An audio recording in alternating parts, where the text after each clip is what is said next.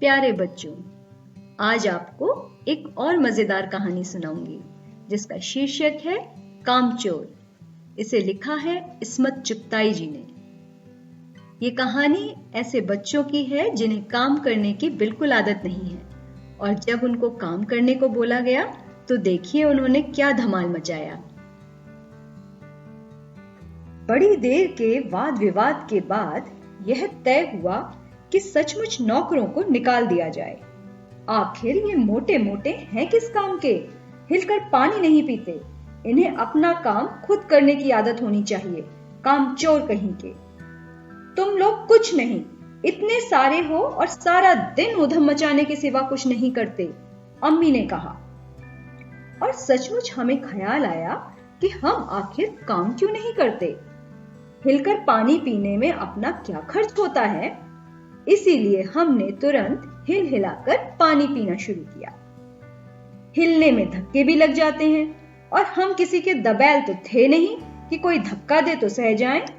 लीजिए, पानी के मटकों के पास ही घमासान युद्ध हो गया। सुराहियां उधर लुढ़की, मटके इधर गए, कपड़े भीगे सो अलग। यह भला काम करेंगे, अम्मा ने निश्चय किया। करेंगे कैसे नहीं, देखो जी, जो काम नहीं करेगा उसे रात का खाना हरगिज नहीं मिलेगा, समझे। यह लीजिए, बिल्कुल शाही फरमान जारी हो रहे हैं। हम काम करने को तैयार हैं, काम बताए जाएं, हमने दुहाई दी। बहुत से काम हैं जो तुम कर सकते हो। मिसाल के लिए यह दरी कितनी मैली हो रही है, आंगन में कितना कूड़ा पड़ा है, पेड़ों में पानी देना है, और भाई मुफ्त तो यह काम करवाए नहीं जाएंगे, तुम सबको तनख्वाह भी मिलेगी। अब्बा मियां ने कुछ काम बताए और दूसरे कामों का हवाला भी दिया। मसलन माली को तनख्वाह मिलती है अगर सब बच्चे मिलकर पानी डालें तो। हे खुदा के लिए, नहीं नहीं, घर में बाढ़ आ जाएगी, अम्मा ने याचना की। फिर भी तनख्वाह के सपने देखते हुए हम लोग काम पर तुल गए। एक दिन फर्शी दरी पर बहुत से बच्चे जुट गए और चारों ओर से कोने पकड़कर झटकना शुरू कर दिया। दो चार ने लकड़ियां लेकर धुआंधार पिटाई शुरू कर दी। सारा घर धूल से अट गया। खांसते खांसते सब बेदम हो गए। सारी धूल जो दरी पर थी, जो फर्श पर थी, सबके सिरों पर जम गई, नाकों और आंखों में घुस गई। बुरा हाल हो गया सबका। हम लोगों को तुरंत आंगन से निकाला गया। वहां हम लोगों ने फौरन झाड़ू लेने का फैसला किया। झाड़ू क्योंकि एक थी और तनख्वाह लेने वाले उम्मीदवार बहुत, इसीलिए क्षण भर में झाड़ू के पुर्जे उड़ गए। जितनी सीकें जिसके हाथ पड़ी, वह उनसे ही उल्टे सीधे हाथ मारने लगा। अम्मा ने सिर पीट लिया। भाई, ये बुजुर्ग काम करने दें तो इंसान काम करे, जब जरा जरा सी बात पर टोकने लगे तो बस हो चुका काम। असल में झाड़ू देने से पहले जरा सा पानी छिड़क लेना चाहिए। बस यह ख्याल आते ही तुरंत दरी पर पानी छिड़क दिया गया। एक तो वैसे ही धूल से अटी हुई थी, पानी पड़ते ही सारी धूल कीचड़ बन गई। अब सब आंगन से भी निकाले गए। तय हुआ कि पेड़ों को पानी दिया जाए। सारे घर की बाल्टियां, लोटे, तसले, भगोने, पतीलियां लूट ली गईं। जिन्हें ये चीजें भी ना मिली, वे डोंगे, कटोरे और गिलास ही ले भागे। अब सब लोग नल पर टूट पड़े। यहां भी वह घमासान मची कि क्या मजाल जो एक बूंद पानी भी किसी के बर्तन में आ सके।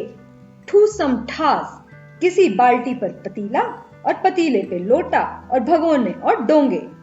पहले तो धक्के चले, फिर कोहनियां और उसके बाद बर्तन। फौरन बड़े भाइयों, बहनों, मामुओं और दमदार मौसियों, फूफियों की कुमक भेजी गई। फौज मैदान में हथियार फेंककर पीठ दिखा गई। इस ढींगा मुश्ती में कुछ बच्चे कीचड़ में लटपट हो गए, जिन्हें नहलाकर कपड़े बदलवाने के लिए नौकरों की वर्तमान संख्या काफी नहीं थी। पास के बंगलों से नौकर आए और 4 आना प्रति बच्चा के हिसाब से नहलवाए गए। हम लोग कायल हो गए कि सचमुच यह सफाई का काम अपने बस की बात नहीं, और न पेड़ों की देखभाल हमसे हो सकती है। चलो कम से कम मुर्गियां ही बंद कर दें।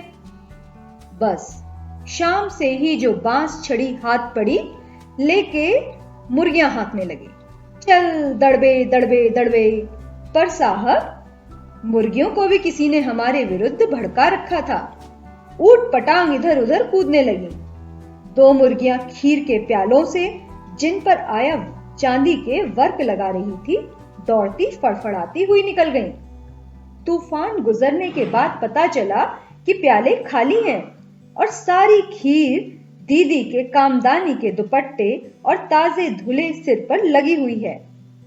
एक बड़ा सा मुर्गा अम्मा की खुले हुए पानदान में कूद पड़ा और कत्थे चूल्हे से में लुथड़े हुए पंजे लेकर नानी अम्मा की सफेद दूध जैसी चादर पर छापे मारता हुआ निकल गया। एक मुर्गी दाल की पतीली में छपाक मारकर भागी और सीधी जाकर मोरी में इस तेजी से फिसली कि सारी कीचड़ मौसी जी के मुंह पर पड़ी, जो बैठी हुई हाथ मुंह धो रही थी। इधर सारी मुर्गियां बेनकेल का ऊंट बनी चारों तरफ दौड़ रही थीं। एक भी दड़बे में जाने को राजी नहीं थी। इधर किसी को सूझी कि जो भेड़ें आई हुई हैं, लगे हाथों उन्हें भी दाना खिला दिया जाए। दिन भर की भूखी भेड़ें दाने का सूप देखकर जो सबकी सब झपटी तो भागकर जाना कठिन हो गया। लष्टम पष्टम तख्तों पर चढ़ गईं, पर भेड़ चाल मशहूर है। उनकी नजर तो बस दाने के सूप पर जमी हुई थी। पलंगों को फलांगती, बर्तन लुढ़काती साथ साथ चढ़ गईं। तख्त पर बानी दीदी का दुपट्टा फैला हुआ था, जिस पर गोखरी, चंपा और सलमा सितारे रखकर बड़ी दीदी मुगलानी बुआ को कुछ बता रही थी। भेड़े बहुत निसंकोच सबको रौंदती, मेंगनों का छिड़काव करती हुई दौड़ गईं। जब तूफान गुजर चुका तो ऐसा लगा जैसे जर्मनी की सेना टैंकों और बमबारों सहित उधर से छापा मारकर गुजर गई हो। जहां जहां से सूप गुजरा, भेड़ें शिकारी कुत्तों की तरह गंध सूंघती हुई हमला करती गईं। हज्जन मां एक पलंग पर दुपट्टे से मुंह ढाके सो रही थीं। उन पर से जो भेड़ें दौड़ी तो ना जाने वह सपने में किन महलों की सैर कर रही थीं। दुपट्टे में उलझी हुई मारो मारो चीखने लगीं। इतने में भेड़ें सूप को भूलकर तरकारी वाली की टोकरी पर टूट पड़ी। वह दालान पर बैठी मटर की फलियां तोल तोल कर रसोइये को दे रही थी। वह अपनी तरकारी का बचाव करने के लिए सीना तान कर उठ गई। आपने कभी भेड़ों को मारा होगा तो अच्छी तरह देखा होगा कि बस ऐसा लगता है जैसे रुई के तकियों को कूट रहे हों। भेड़ को चोट ही नहीं लगती, बिल्कुल यह समझकर कि आप उससे मजाक कर रहे हैं। बस आप ही चढ़ बैठेंगी। जरा सी देर में भेड़ों ने तरकारी छिलकों समेत अपने पेट की कढ़ाई में झोंक दी। इधर यह प्रलय मची थी, उधर दूसरे बच्चे भी लापरवाह नहीं थे। इतनी बड़ी फौज थी जिसे रात का खाना न मिलने की धमकी मिल चुकी थी। वे 4 भैंसों का दूध दूहने पर जुट गए। धुली बेधुली बाल्टी लेकर 8 हाथ 4 थनों पर पिल पड़े। भैंस एकदम जैसे चारों पैर जोड़कर उठी और बाल्टी को लात मारकर दूर जा खड़ी हुई। तय हुआ कि भैंस की अगाड़ी पिछाड़ी बांध दी जाए और फिर काबू में लाकर दूध दूह लिया जाए। बस झूले की रस्सी उतारकर भैंस के पैर बांध दिए गए। पिछले 2 पैर चाचा जी की चारपाई के पायों से बांध अगले 2 पैरों को बांधने की कोशिश जारी थी कि भैंस चौकन्नी हो गई। छूटकर जो भागी तो पहले चाचा जी समझे कि शायद कोई सपना देख रहे हैं। फिर जब चारपाई पानी के ड्रम से टकराई और पानी छलक कर गिरा तो समझे कि आंधी तूफान में फंसे हैं, साथ में भूचाल भी आया हुआ है। फिर जल्द ही उन्हें असली बात का पता चल गया और वह पलंग की दोनों पट्टियां पकड़े बच्चों को छोड़ देने वालों को बुरा भला सुनाने लगे। यहां बड़ा मजा आ रहा था। भैंस भागी जा रही थी और पीछे पीछे चारपाई और उस पर बैठे हुए थे चाचा जी। ओहो, एक भूल ही हो गई, यानी बछड़ा तो खोला ही नहीं, इसलिए तत्काल बछड़ा भी खोल दिया गया। तीर निशाने पर बैठा और बछड़े की ममता में व्याकुल होकर भैंस ने अपने खुरों को ब्रेक लगा दिए। बछड़ा तत्काल जुट गया। धोने वाले गिलास कटोरे लेकर लपके क्योंकि बाल्टी तो छपाक से गोबर में जा पड़ी थी। बछड़ा फिर बागी हो गया। कुछ दूध जमीन पर और कपड़ों पर गिरा। 2-4 धारें गिलास कटोरों पर भी पड़ गईं। बाकी बछड़ा पी गया। यह सब कुछ मिनट के 3/4 में ही हो गया। घर में तूफान उठ खड़ा हुआ। ऐसा लगता था कि जैसे सारे घर में मुर्गियां, भेड़ें, टूटे हुए तसले, बाल्टियां, लोटे, कटोरे और बच्चे थे। बच्चे बाहर किए गए, मुर्गियां बाग में हाकी गईं।